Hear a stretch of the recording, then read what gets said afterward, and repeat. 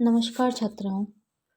आज की क्लास में हम प्रोग्राम प्लानिंग यानी कि कार्यक्रम नियोजन के बारे में, उसके महत्व और सिद्धांतों के बारे में चर्चा करेंगे।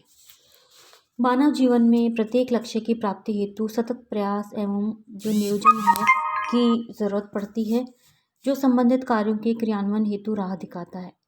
कार्य की आवश्यकता, दिशा एवं उद्देश्य सभी का ज्ञान कार्यक्रम नियोजन द्वारा ही होता है। प्रत्येक व्यक्ति अपने जीवन में किसी न किसी समस्या का समाधान करने के लिए, इच्छाओं की पूर्ति के लिए नियोजन करता है, जिसमें जो क्रियाकलाप हैं, कार्य हैं को श्रृंखलाबद्ध ढंग से व्यवस्थित कर वांछित लक्ष्य तक पहुंचता है। जैसे कि वेणुगोपाल ने कहा है कि यह एक ऐसी प्रणाली है जिसके अंतर्गत लोगों के साथ विचार विमर्श करके उनकी समस्यामूलक असंतोषजनक स्थितियों का पता लगाया जाता है तथा समस्या निदान हेतु उद्देश्य तथा लक्ष्य गोल्स निर्धारित किए जाते हैं।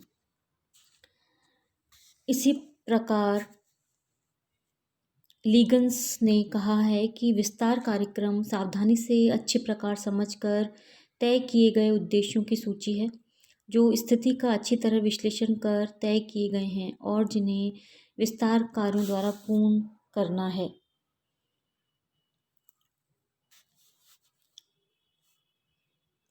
रंजीत सिंह के मतानुसार लोग अपनी आवश्यकताओं और लक्ष्यों की प्राप्ति हेतु उन बातों को सीखते हैं जो उन्हें वहाँ तक ले जाती हैं। यह मनुष्य का स्वभाव है कि वह अपनी इच्छा एवं आवश्यकताओं की पूर्ति के लिए प्रयासरत होता है। जो कार्यक्रम नियोजन है उसकी आवश्यकता विभिन्न क्षेत्रों में है। भारत गाँव का देश है। इसकी 80% जनसंख्या गाँवों में निवास करती है।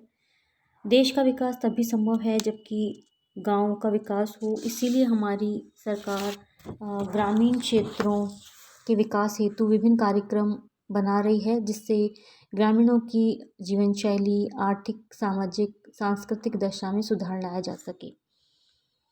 इस व्यापक कार्यक्रम के कार्यान्वयन हेतु भी नियोजन अत्यावश्यक है। कार्यक्रम नियोजन हेतु आयोजनकर्ता को कार्य को कब, कौन सा कार्य तथा किस प्रकार किया जाए, इस बात की पूरी जानकारी होनी जरूरी है। अन्यथा समय पर सही कार्य सही रूप में संभव नहीं हो सकते। वर्तमान स्थिति का ज्ञान, उसका विश्लेषण, समस्याओं का ज्ञान, उद्देश्यों का निर्धारण,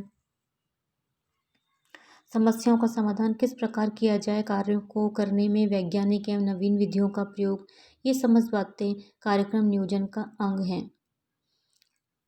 नियोजन की आवश्यकता हर कार्य में पड़ती है, चाहे कार्य छोटा हो अथवा बड़ा।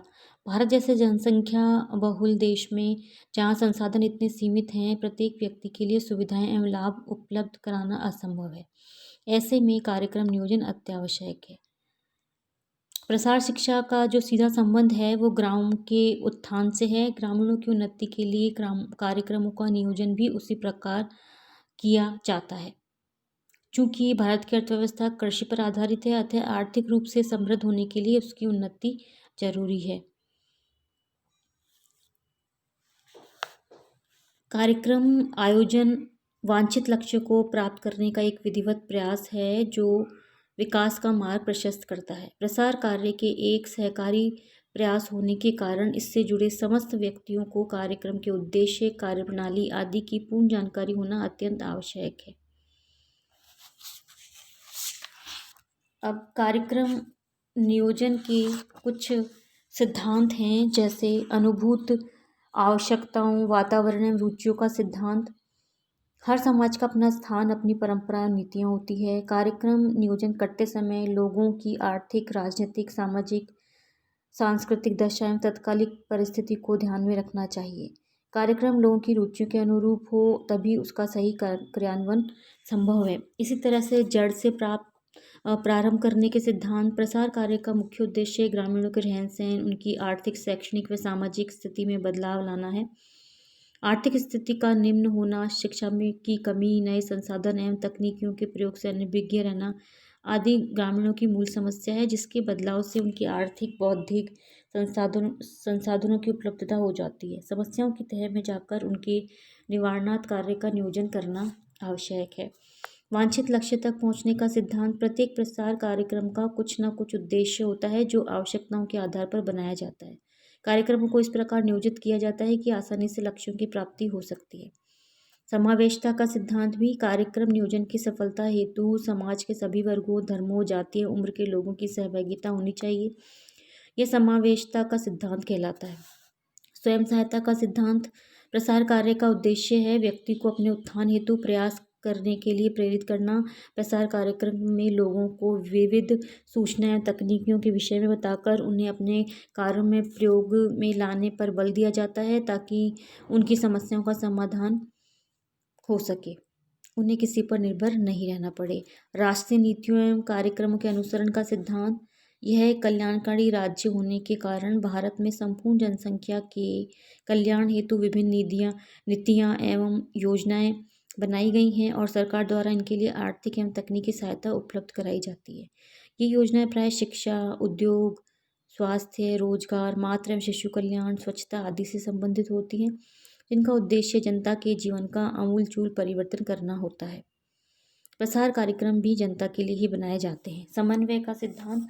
कोई भी कार्यक्रम अन्य व्यक्तियों या संस्थाओं के सहयोग के बगैर नहीं चलाया जा सकता। प्रसार कार्यकर्ता विविध संस्थाओं यथा बैंक, सरकारी, गैर सरकारी संस्थाओं, कृषि फर्म आदि की सहायता से लोगों के लिए बनाए गए कार्यक्रमों को आधार देते हैं। बैंक लोगों को आर्थिक सहायता देते हैं। तकनीकी जानकारियाँ कृषि फर्म, कृषि विश्वविद्यालय के विशेषज्ञों द्वारा उपलब्ध कराई जाती हैं। संपूर्ण समुदाय के हित का सिद्धांत। प्रसार कार्यक्रम संपूर्ण समुदाय के हित को ध्यान में रखकर बनाए जाते हैं। कार्यक्रम के नियोजन में इसी मूल मंत्र को ध्यान में रखकर कार्य निर्धारित किए जाते हैं और उनकी समस्याओं को ध्यान में रखकर उनके हितार्थ कार्यों को रूप दिया जाता है। इसी तरह से संयुक्त भागीदारी का सिद्धांत। प्रसार कार्य की सफलता का एक बड़ा कारण उसमें सभी लोगों की सहभागिता है।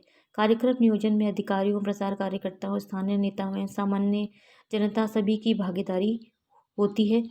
फलतः सभी को ये कार्यक्रम अपना लगता है और उसकी सफलता के लिए पूर्ण मनोयोग, तल्लीनता एवं ईमानदारी से कार्य करते हैं।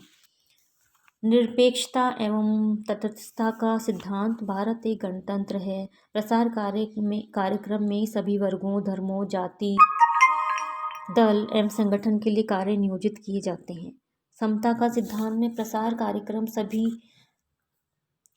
व्यक्तियों के लिए बनाए जाते हैं। विभिन्न धर्म, जाति, वर्ग एवं दल के लोग हमारे समाज में रहते हैं, जिनकी अलग अलग संस्कृति, परंपराएं और रीति रिवाज होते हैं। हमारा संविधान देश के सभी नागरिकों को समान अधिकार देते हुए समान मानता है और सबके हितार्थ कार्य करता है।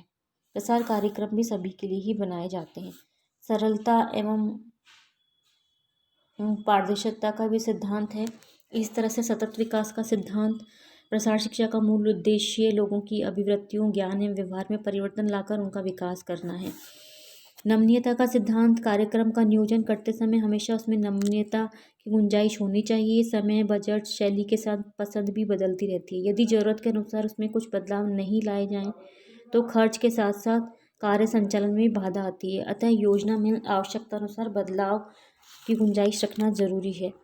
तकनीकी विकास का सिद्धांत। कार्यक्रम नियोजन करते समय इस बात का ध्यान रख देना चाहिए कि विकास हेतु आधुनिक तकनीकियां प्रयोग में लाई जाएं। ये तकनीकियां समय, ऊर्जा एवं आर्थिक बचत करने में